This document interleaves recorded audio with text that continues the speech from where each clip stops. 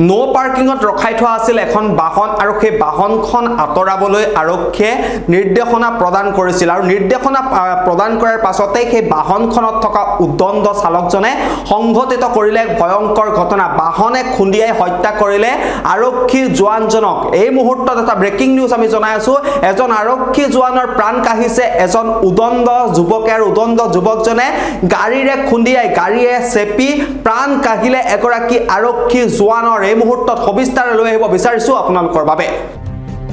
আমি জনাই আছো অনেক ব্ৰেকিং নিউজ কৰ্তব্যৰত আৰক্ষী গাড়ীৰে খুন্দিয়াই হত্যা আৰু উদণ্ড যুৱকে প্ৰাণ ললে কৰ্তব্যৰত আৰক্ষীৰ গাড়ীৰে খুন্দিয়াই চুচৰাই নিয়ে বহু দূৰলৈ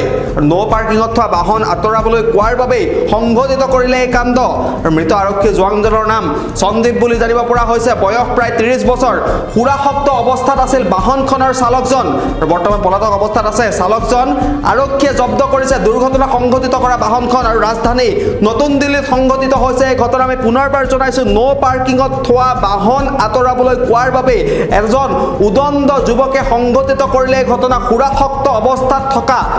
এজন উদণ্ড যুৱকে বাহনেৰে মুহন্তিয়াই খুন্দিয়াই হত্যা কৰিছে সন্দীপ নামৰ এজন আৰক্ষী জোৱানক আৰক্ষী জোৱানজনে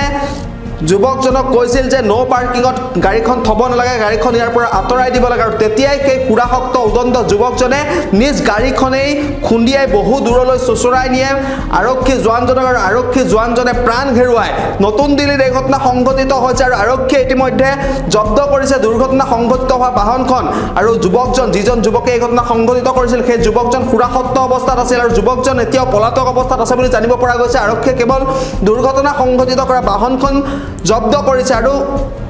নতুন দিল্লীত এই ঘটনা সংঘটিত হৈছে এজন কৰ্তব্যৰত আৰক্ষী জোৱান নাম হৈছে সন্দীপ নামৰ আৰক্ষী জোৱানজনক গাড়ীৰে খুন্দিয়াই হত্যা কৰিলে এজন উদণ্ড যুৱকে